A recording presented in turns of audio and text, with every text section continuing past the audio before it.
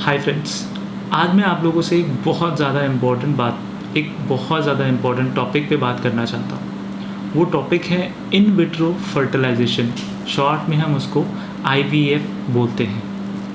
ये टॉपिक इतना इम्पॉर्टेंट है कि ना ही सिर्फ आपको ही नहीं, ये आपके पार्टनर को भी सुनना चाहिए और आप लोग को इसलिए भी सुनना चाहिए कि आप अपने बच्चों का ख्याल रखते टाइम कुछ इम्पॉर्टेंट पॉइंट्स का ध्यान ज़रूर रखें।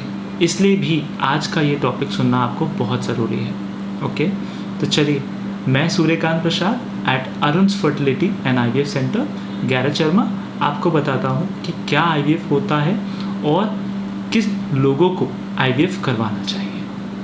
सो फ्रेंड्स, IVF यानी कि इन विट्रो फर्टिलाइजेशन होता है कि जब आप नेचुरली एक हस्बैंड वाइफ नेचुरली ट्राई करने की कोशिश करते हैं बेबी के लिए, और बेबी ट्राई करने के लिए आप बिना किसी केमिकल के, बिना कॉन्डोम यूज़ किए या किसी भी कॉन्ट्रासेप्टिव को यूज़ किए आप ऑलमोस्ट 6 पीरियोडिक टाइम से, यानी कि 1 महीने का साइकिल होता है पीरियड्स का, वो 1 महीना आपने पहले ट्राई किया, पीरियड्स आ गए, नहीं प्रेगनेंसी आई, फिर आपने ट्राई किया, पीरियड्स आ गए, प्रेगनेंसी नहीं है।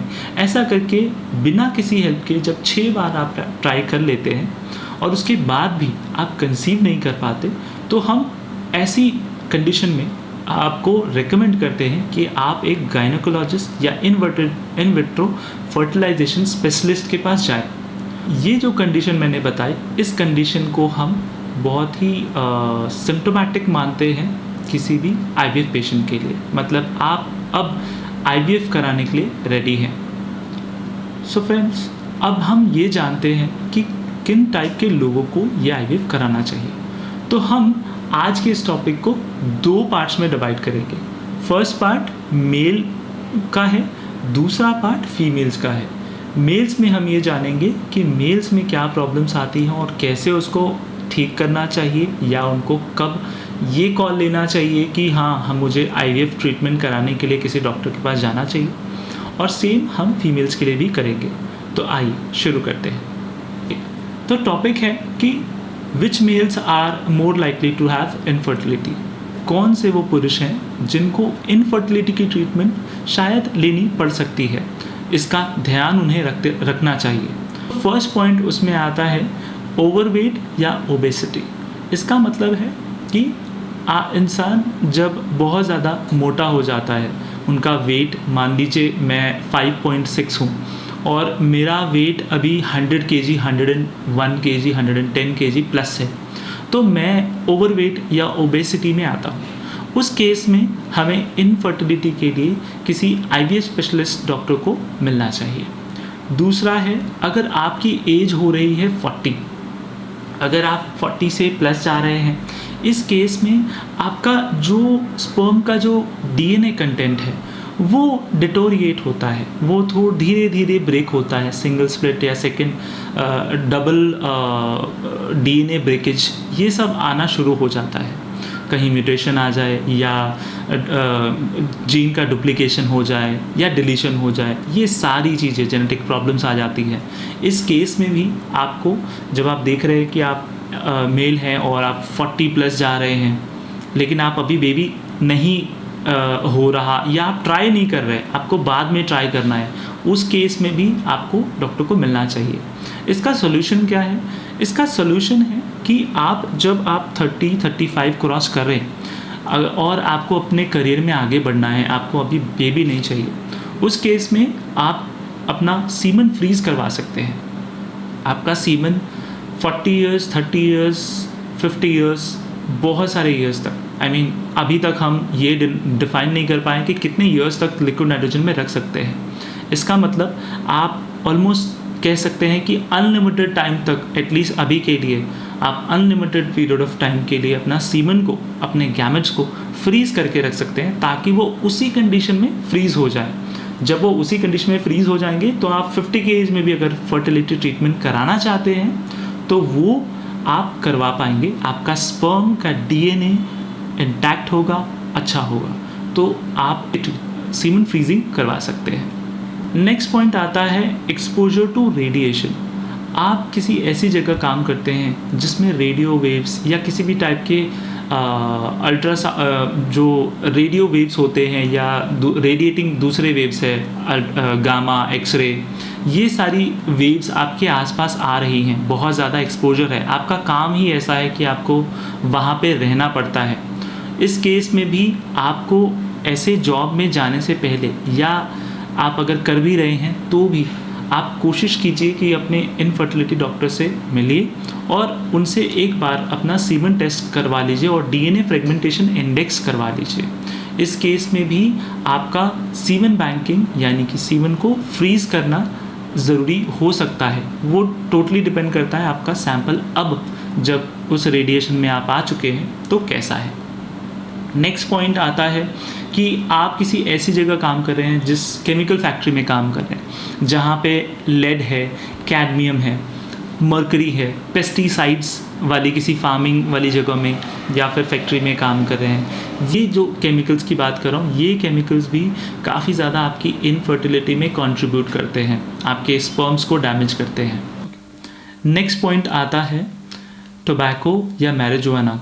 आप किसी टाइप का टोबैको खा रहे हैं या आप मैरिजुआना, भांग ये सब खा रहे हैं या आप स्मोकिंग कर रहे हैं, अल्कोहल ले रहे हैं, ये सारी चीज़ें भी बहुत ज़्यादा इफ़ेक्ट करती हैं आपके फर्टिलिटी पे, आपके स्पर्म्स पे। इस केस में आप जो कर सकते हैं इसको प्रिवेंट करने के लिए इनफर्टिलिटी को, वो ये कि आप जितनी जल्दी हो सके इन सब को छोड़ दीजिए। अपने किसी भी डॉक्टर को आप मिलिए, इनफर्टिलिटी डॉक्टर को मिलना है और डीएनए टेस्ट करा, डीएनए फ्रेगमेंटेशन इंडेक्स टेस्ट करा सकते हैं, सीमन एनालिसिस करा सकते हैं या फिर किसी जनरल डॉक्टर को दिखा करके आप ये जो मैरिजुआना, टोबैको, सिगरेट, अल्कोहल इन सब को क्विट करने के लिए प्रोसीजर शुरू कर सकते हैं। नेक्स्ट चीज़ है कि अगर आप बचपन में खेलते हुए या फिर बड़े हो गए कभी भी आपके टेस्टीज़ में किसी टाइप की चोट लग जाए। फ्रेंड्स, टेस्टीज़ एक ऐसी चीज़ है जहाँ पे स्पर्म्स बनते हैं। अब इसी में अगर किसी टाइप की चोट लग जाए, बचपन में हो जाता है, हम साइकिल से गिर गए, चोट लग गई, या फिर खेलते खेलते फ्रेंड्स में होता है हम एक दूसरे को मार देते हैं, लग जाती है। अगर इस टाइप का पेनफुल ट्रॉमा अगर कभी हुआ है आपके टेस्टिस के साथ, तो उस केस में भी आप इनफर्टिलिटी डॉक्टर को एक बार दिखा लीजिए। आपके बच्चों के साथ अगर हुआ है, माँ बाप सुन रहे हैं, तो आप लोग को अपने बेटे को लेके आना चाहिए।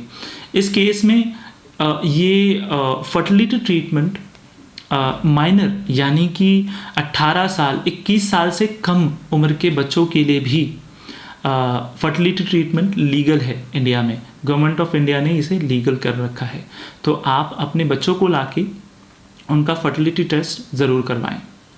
नेक्स्ट पॉइंट हो सकता है कैंसर। फ्रेंड्स, ये तो बहुत ही ज़्यादा इम्पॉर्टेंट पॉइंट है। कैंसर आपको पता है बहुत टाइप के होते हैं और ये बहुत सारे टाइप के जो कैंसर हैं ये किसी को नहीं देखते। ये फीमेल में होते हैं, मेल में होते हैं, ये आप यंग हो तो भी हो जाएगा, आप बच्चे हैं तो भी हो जाएगा, आप बूढ़े हैं तो भी हो जाएगा। इस केस में अगर आपका अभी आपने बेबी प्लान नहीं किया और आपको कैंसर डिटेक्ट हो जाए, फ्रेंड्स, उस केस में भी आप अगर माइनर हैं या नहीं हैं, दोनों ही केस में आप अपने सीमन को फ्रीज करवा सकते हैं।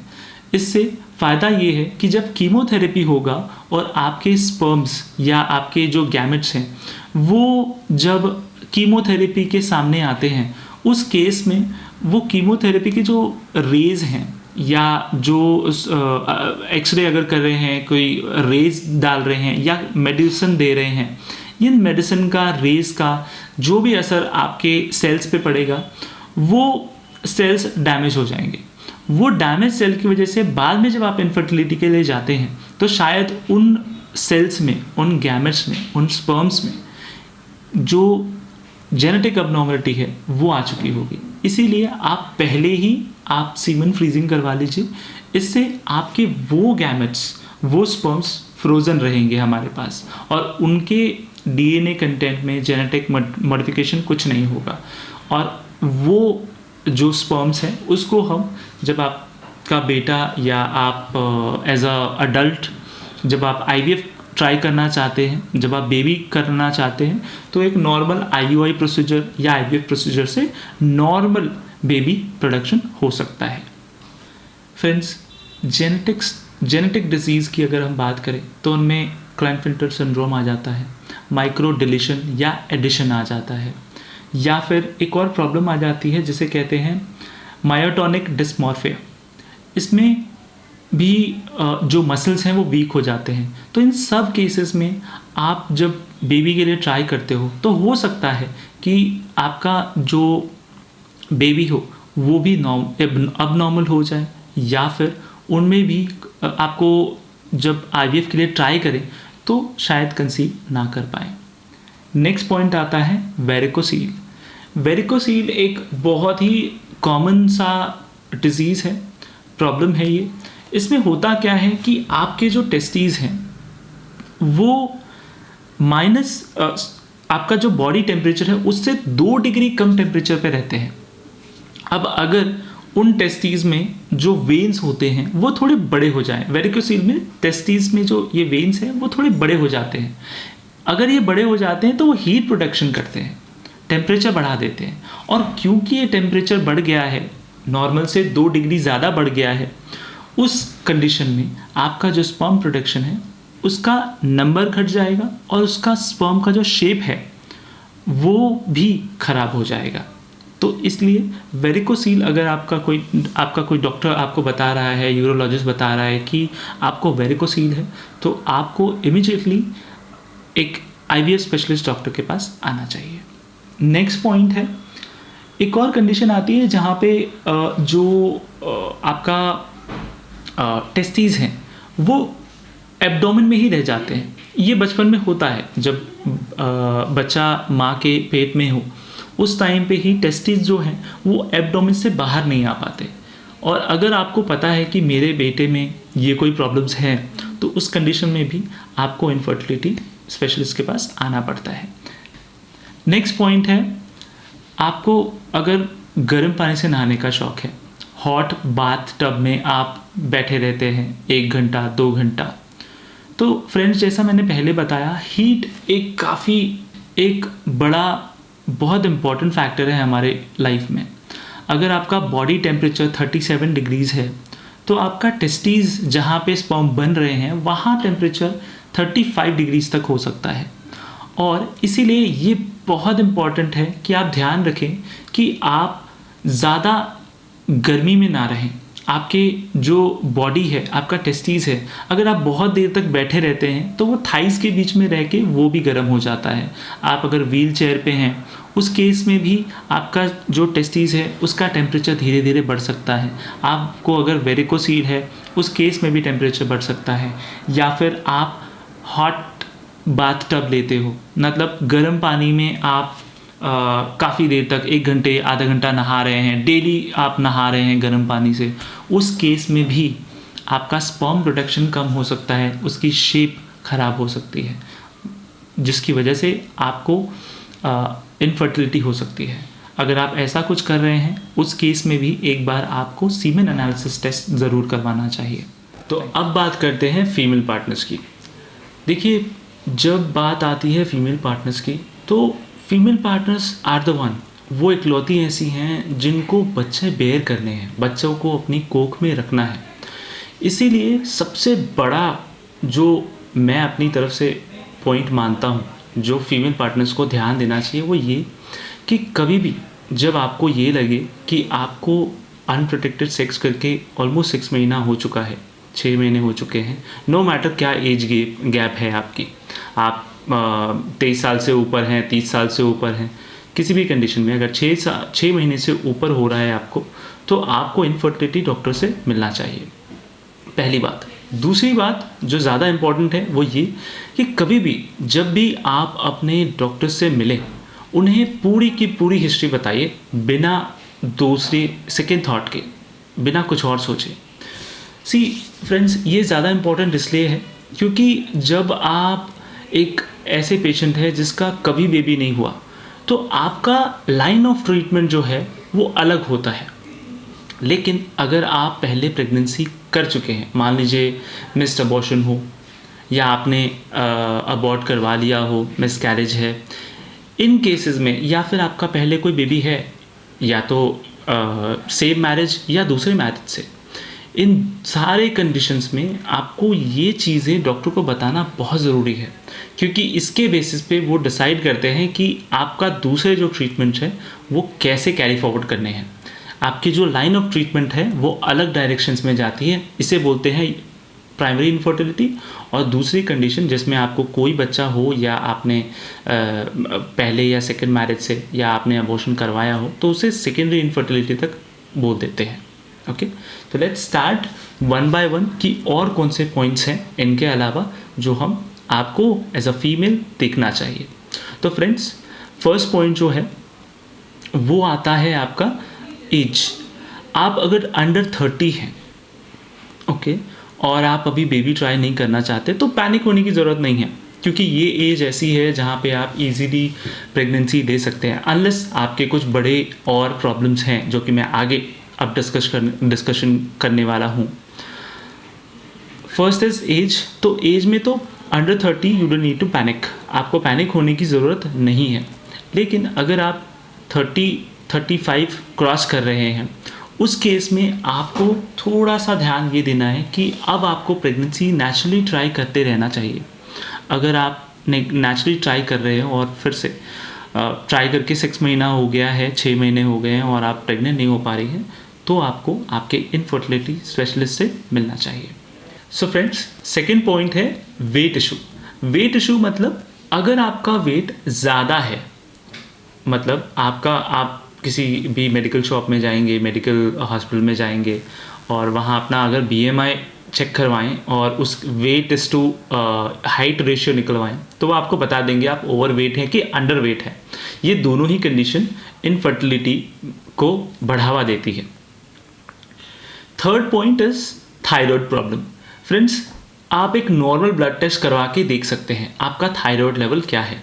थायराइड आपका इम्बैलेंस हो गया तो वो आपके बहुत सारे हार्मोन्स को इम्बैलेंस कर देगा। एग्जाम्पल के लिए आपका FSH, आपका LH, ये सारे हार्मोन्स आपके बहुत काम आते हैं, आपके डेली पीरियोडिक्स में ये प्रेजेंट होते हैं। अगर थायराइड इम्बैलेंस हो गया तो वो भी इम्बैलेंस समहाउ हो ही जाएंगे, तो इसका भी आपको ध्यान देना है। फ्रेंड्स, फोर्थ पॉइंट है PCO। ये हमने बहुत सारे फीमेल्स में देखा है। फ्रेंड्स, इसका ये एक तरीके से थोड़ा सा क्योरेबल भी है, बहुत ज़्यादा तो नहीं, लेकिन थोड़ा सा आप अपने एंड पे इसे ठीक कर सकते हैं। PCO मतलब क्या? PCO मतलब पॉलीसिस्टिक ओवेरियन सिंड्रोम।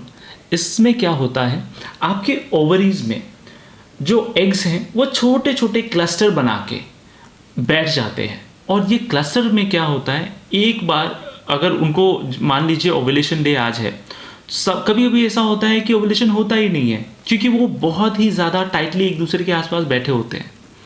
इस कंडीशन को कैसे ओवरकम किया जा सकता है? फ्रेंड्स, आप देखेंगे ये उन महिलाओं में ज़्यादा होता है जिनका बॉडी वेट थोड़ा हाई हो, उनके फेशियल हेयर्स ज़्यादा होते हैं। इस कंडीशन में क्या होता है कि अगर आप अपना एक्सरसाइजेस डेली शुरू कर दें, आप अच्छा खाना खाना शुरू कर दें, आप नींद अच्छी लें, जंक फूड खाना बंद कर दें, इन सारी कंडीशन में आप थोड़ा सा मिनिमाइज कर सकते हैं अपने PCO कंडीशन में। और ये एक मिथ है कि PCO पेशेंट नेचुरली प्रेग्नेंट नहीं हो सकता। फ्रेंड्स, ऐसा नहीं है, नेचुरली भी ये पेशेंट्स प्रेग्नेंट हो सकते हैं, आप नेचुरली प्रेग्नेंट हो सकते हैं। फ्रेंड्स, पॉइंट नंबर 5 है irregular periods, missed periods with no pregnancy और इर्रेगुलर ब्लीडिंग। फ्रेंड्स, इन तीनों ही कंडीशन में होता ये है कि पहली बात तो जब प्रेगनेंसी आने लगती है तो ब्लीडिंग नहीं होती, पीरियड्स नहीं आते। फ्रेंड्स, होता ये है कि कभी कभी ये स्पेशली जो मैंने प्रीवियस पॉइंट बताया PCO, इसमें होता ये है कि आपकी ब्लीडिंग, जो पीरियड्स नॉर्मली 1 महीने का होता है साइकिल, वो साइकिल 1 महीने का ना होकर के 45 डेज, 1 मंथ, 2 मंथ, 3 मंथ्स ऐसे बढ़ जाता है। कुछ को तो शायद पीरियड भी ना आए। तो इस कंडीशन में ये एक अबनॉर्मल कंडीशन है, इरेगुलर पीरियड होना, और प्रेगनेंसी ना होना, या फिर ब्लीडिंग हो ही ना, या फिर कुछ पेशेंट्स ऐसे भी होते हैं जिनको कंटिन्यूसली ब्लीडिंग भी होती है। आई मीन उनको ब्लीडिंग शायद 10 दिन 12 दिन हो जाए, तो ये भी एक अबनॉर्मल कंडीशन है। फ्रेंड्स, नेक्स्ट पॉइंट है हिस्ट्री ऑफ मिसकैरेज। अगर आप कंटिन्यूसली आपका मिसकैरेज हो रहा है, आप देख रहे हैं कि फर्स्ट टाइम ट्राई किया मिसकैरेज हो गया, सेकेंड टाइम ट्राई किया मिसकैरेज हो गया। फ्रेंड्स, इस कंडीशन में होता ये है कि शायद से जेनेटिक मटेरियल आपका या आपके पार्टनर का ख़राब हो सकता है। इसका मतलब उसमें हो सकता है कि कुछ क्रोमोसोम एडिशन हो या डिलीशन हो, या फिर डीएनए जो है उसमें ब्रेक्स हो, राइट। इस टाइप के बहुत सारे प्रॉब्लम्स हैं जो हो सकती हैं, जिसकी वजह से आपके मिसकैरेज कंटिन्यूसली हो रहे हैं, या फिर आपका एंडोमेट्रियम जो है वो नहीं कर पा रहा जितना उसे सपोर्ट करना चाहिए। फ्रेंड्स, अगर ये कंडीशन भी आपकी आ रही है तो आपको आपके गायनेकोलॉजिस्ट से मिलना चाहिए। फ्रेंड्स, नेक्स्ट पॉइंट है family history of early menopause. Friends, naturally menopause जो है वो 45 की ऑन एन एवरेज 45 की एज में आता है किसी भी फीमेल में।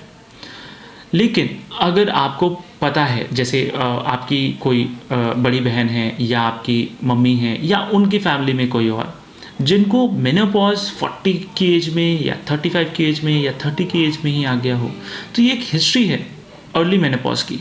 ये इंडिकेट करती है कि आपका जो पीरियोडिक सिस्टम है वो बहुत जल्दी पॉज हो जाता है, बहुत जल्दी रुक जाता है, वो और बच्चा बेयर नहीं कर सकता, मतलब और प्रेगनेंसी नहीं दे सकता। ये एक इंडिकेटर है आपके लिए भी कि शायद आप में भी वो कंडीशन हो और आप भी अर्ली मेनोपॉज का शिकार हो जाए। इसीलिए इस कंडीशन में भी आपको अपने गायनेकोलॉजिस्ट से मिलना चाहिए। फ्रेंड्स, नेक्स्ट पॉइंट है इन्फेक्शन। आपके वजाइनल एरिया में बहुत सा इन्फेक्शन हो सकता है। इस इन्फेक्शन से बचने के लिए आप एंटीबायोटिक लेते हैं। फ्रेंड्स, इसे ऐसे ही नज़रअंदाज नहीं करना चाहिए। सिर्फ एंटीबायोटिक लेना ही एक सोल्यूशन नहीं है। इस कंडीशन में आप अपने गायनेकोलॉजिस्ट से मिल करके बहुत सारे टेस्ट होते हैं, वो टेस्ट करा करके ये पता लगवा सकते हैं कि इन इन्फेक्शन से क्या मुझे इनफर्टिलिटी हो सकती है। तो ये कराना भी आपको बहुत ज़रूरी है। इसमें मैं एक और पॉइंट ऐड करूँगा, कैंसर। फ्रेंड्स, कैंसर जैसे कि मैंने प्रीवियस वीडियोस में बताया है, कैंसर किसी को भी हो सकता है, किसी भी एज में हो सकता है। आप यंग हो तो भी हो सकता है, आप अडल्ट हो तो भी हो सकता है, ओल्ड एज में हो तो भी हो सकता है। तो फ्रेंड्स, इस केस में करना क्या चाहिए? मेल्स में तो हम सीमन फ्रीज कर लेते हैं, फीमेल्स में क्या करना चाहिए? फ्रेंड्स, फीमेल्स में भी हमें एग रिज़र्व करवा लेना चाहिए।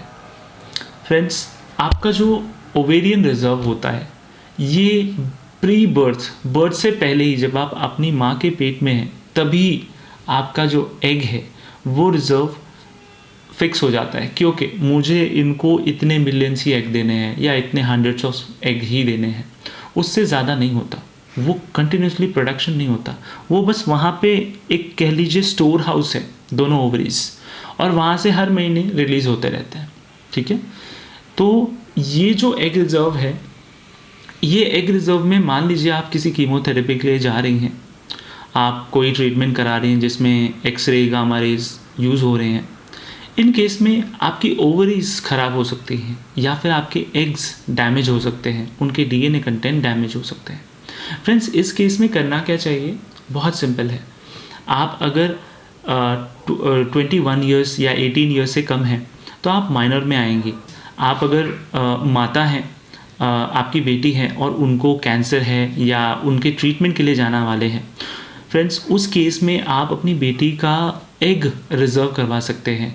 उनके स्टिमुलेशन करके, ओवरीज का स्टिमुलेशन करके, उनका नॉर्मल ओपीयू करके हम उसको फ्रीज करके रख सकते हैं। और ये फ्रीजिंग जो है वो सालों साल चल सकती है। जब भी वो उस एज में आती हैं जब उनको प्रेग्नेंट होना है, तो आप नॉर्मली उन एग से इक्सी करवा करके आप प्रेगनेंसी पा सकते हैं। और अगर आप अडल्ट हैं तो उस एज में भी आप अपने एग को रिज़र्व करवा लीजिए। या फिर आप वर्किंग वुमेन हैं, आपके एम्बिशंस हैं कि मैं 30 या 40 की एज तक सिंगल रहूं, काम करूं, उसके बाद मैं शादी करूं और बच्चे करूं, या फिर सिंगल मदर बनूं। फ्रेंड्स, उस केस में भी हाँ, बिल्कुल सही सुना आपने। सिंगल मदर हैं तो भी उस केस में भी गवर्नमेंट ऑफ इंडिया आपको अलाउ करती है कि आप अपने एग फ्रीज करवा करके बाद में फर्टिलाइज करवा सकते हैं और बेबी ले सकते हैं। नेक्स्ट पॉइंट है फाइब्रॉइड। ये एक मस्कुलर ग्रोथ है यूट्रस और सर्विक्स में। बहुत बार हमें लगता है कि हम तो नॉर्मल हैं, ये सब कहाँ आएगा। फ्रेंड्स, जब भी आपको कंसीव करने में प्रॉब्लम आ रही हो, आप एक बार अपने गायनेकोलॉजिस्ट से एक चेकअप करवा लीजिए, फाइब्रॉइड्स है कि नहीं। अगर वो कहते हैं हाँ आपको फाइब्रॉइड्स हैं, तो ये क्लियर इंडिकेशन है कि आपको प्रेगनेंसी लेने में मुश्किल आ सकती है। पॉइंट है एंडोमेट्रोसिस। फ्रेंड्स, इंडिया ही नहीं पूरे वर्ल्ड में ऑलमोस्ट 50% वुमेन्स हैं जिनको एंडोमेट्रोसिस हो जाता है। एंडोमेट्रोसिस क्या है फ्रेंड्स? आपको हमने बताया होगा कि जब यूट्रस होता है उसमें एक लाइनिंग होती है। इस लाइनिंग को कहते हैं एंडोमेट्रियम। इस एंडोमेट्रियम में ही आपका जो बेबी बनता है वो आ करके उसे एक बेड समझ के उसमें या फिर एक सॉइल की लेयर समझ के अपनी जड़ें बनाता है, राइट। तो ये जो एंडोमेट्रियम है ये बहुत इंपॉर्टेंट है, लेकिन ये प्रॉब्लम बन जाता है अगर ये यूट्रस के बाहर ग्रो करे। अगर ये यूट्रस के बाहर है तो इसके साइन एंड सिम्टम्स ये हैं कि आपको जो पीरियड्स आते हैं क्रैम्प्स बहुत ज़्यादा हाई होंगे। आपको जब पीरियड्स आएंगे उस टाइम पे बहुत ज़्यादा पेन भी होगा। तो फ्रेंड्स, इस केस में भी आपको अपने गायनेकोलॉजिस्ट से मिलना चाहिए। फ्रेंड्स, नेक्स्ट पॉइंट है hepatitis B, hepatitis C. Friends, ये एक ऐसी कंडीशन है जहाँ पे आपको इनफर्टिलिटी में तो कोई प्रॉब्लम नहीं होगी।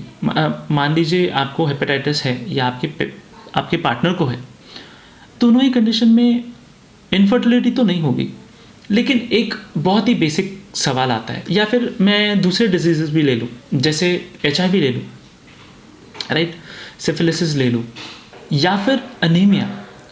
फ्रेंड्स, इन सारे ही केसेस में ये इनफर्टिलिटी में कोई कंट्रीब्यूशन नहीं कर रहे। मतलब ये हो जाए उसकी वजह से आप इनफर्टाइल हो जाएं, ऐसा नहीं होने वाला। लेकिन आप सोच के देखिए, आपको कोई बीमारी है और वो बीमारी आपके आने वाले बच्चे में भी हो जाए तो फ्रेंड्स, ये बहुत ही इम्पोर्टेंट चीज़ है ये समझना कि कैसे हम इस चीज़ को प्रिवेंट कर सकते हैं। फ्रेंड्स, हर डिजीज़ का एक वायरस अगर है, बैक्टीरिया है, इसका बैक्टीरियल वायरल लोड होता है। मतलब आपके ब्लड में कितना कॉन्सेंट्रेशन में ये है। यानी कि अगर मान लीजिए, मैं एक एग्जांपल देता हूँ कि अगर मुझे कोई बीमारी है और उसका कॉन्सेंट्रेशन है लेट्स से आउट ऑफ 10 5 है, और 5 या 5 से अगर नीचे है, तो मैं अगर प्रेगनेंसी के लिए जाता हूँ तो मेरे गैमेट्स के थ्रू अगर मैं उसको अच्छे से IVF करा लेता हूँ मान लीजिए, तो IVF में क्या होता है ना, हम आपके गैमेट्स को क्लीन करते हैं, और गैमेट्स क्लीन करने से क्या होता है, ये वायरल लोड और ज़्यादा कम होता जाता है, धीरे धीरे और कम होता जाता है। तो शायद बहुत ज़्यादा प्रोबेबिलिटी है कि वायरल लोड इतना कम हो जाए कि हम आपका जब ट्रांसफ़र करें, एम्ब्रियो ट्रांसफ़र, उस टाइम पे वो वायरल लोड आपके बेबी में ट्रांसफ़र ना हो। और उसके बाद बहुत सारे डिफरेंट मेडिसिन, डिपेंडिंग ऑन आपको क्या डिजीज़ है, हम आपका वायरल लोड, आपका जो वायरस है या बैक्टीरिया है, उसे आपके बेबी तक नहीं जाने देते। इस तरीके से हम IVF करके इन बाकी वायरल डिजीज़ या बैक्टीरियल डिजीज़ से आपके बेबी को बचा सकते हैं। तो फ्रेंड्स, इस केस में हमें ये भी समझना बहुत ज़रूरी है कि ये डिजीज़ जो मैंने पहले बताए आपको, HBsAg B और C टाइप दोनों, HIV हो गया, एनीमिया हो गया, इन सारे डिजीज़ में भी अगर आपको लगता है कि मुझे ये कोई डिजीज़ है, आपको या आपके पार्टनर को, फ्रेंड्स, इस केस में भी आपको IVF स्पेशलिस्ट को मिलना चाहिए, क्योंकि इस केस में जैसे मैंने बताया, हम आपका वायरल लोड डिक्रीज़ करके आपके होने वाले बच्चे को उस बीमारी से बचा सकते हैं। फ्रेंड्स, नेक्स्ट पॉइंट है जेनेटिक डिसऑर्डर। फ्रेंड्स, हमारे इस वर्ल्ड में बहुत टाइप के जेनेटिक डिसऑर्डर्स हैं जो हो सकते हैं आपको। बाय बर्थ हो सकते हैं, या आपके डे टू डे लाइफ में नॉर्मली चल फिर रहे हैं, काम कर रहे हैं, लेकिन कोई जेनेटिक डिजीज़ किसी भी कारण से हो सकता है, स्ट्रेस की वजह से हो सकता है, आपके खाने पीने के हैबिट की वजह से हो सकता है, आपके रहने के तरीके से हो सकता है, आप जहाँ काम करते हैं उसकी वजह से भी हो सकता है। यानी कि जेनेटिक डिसीजेस अगर होना है तो वो हो सकते हैं किसी भी तरीके से। फ्रेंड्स, इससे बचने के तो बहुत सारे उपाय हैं जो हम किसी अलग वीडियो में बात करेंगे, लेकिन जो ज़्यादा इम्पोर्टेंट बात अभी मैं आपसे बोलना चाहता हूँ वो ये कि अगर आपको किसी टाइप का जेनेटिक डिसऑर्डर है, इस डिसऑर्डर को आप अपने बच्चों में, होने वाले बच्चों में ना पास ऑन कर सकें, आईवीएफ में किसी इनफर्टिलिटी डॉक्टर से मिल सकते हैं। आप कहेंगे कि ये जेनेटिक डिसीजेस वो कैसे ब्रेक करेंगे? जब ये बेबीज़ बनते हैं ये सेल फॉर्म में होते हैं। एक एग अगर है तो वो एक सिंगल एग होता है और स्पर्म भी एक सिंगल स्पर्म है। ये दोनों गैमेट्स हैं, इन दोनों में अलग अलग डीएनए है। ऐसे हम आपके शायद 10 या 15 या 20 डिपेंडिंग ऑन आपका एएमएच वैल्यू कितना है, हम जब ये एग्स को निकालते हैं और एक स्पर्म को एक एग में इंजेक्ट करते हैं, ये सेल जब ग्रो करते हैं तो ये बहुत सारे जेनेटिक डिफेक्ट के थ्रू जाते हैं। कई बार हम ये जेनेटिक डिफेक्ट पकड़ लेते हैं, इसके चांसेस बहुत ज़्यादा हैं, और कई बार ऐसा होता है क्योंकि इनमें कोई जेनेटिक डिफेक्ट है ये आगे नहीं बढ़ते। इस केस में हम एक सिलेक्शन प्रोसीजर, एक फिल्ट्रेशन कर सकते हैं आपके बेबीज़ में, आपके एम्ब्रियोज में, और इसकी वजह से भी आपको आईवीएफ का ट्रीटमेंट जल्दी ही करवा लेना चाहिए। सो फ्रेंड्स, मिलते हैं अगले वीडियो में और भी बहुत सारे इंटरेस्टिंग टॉपिक्स के साथ। So, thank you so much. Suryakant Prasad at Arun's Fertility and IVF Center, Port Blair, KR Sharma. आपसे मिलता हूँ नेक्स्ट वीडियो में। Thank you so much.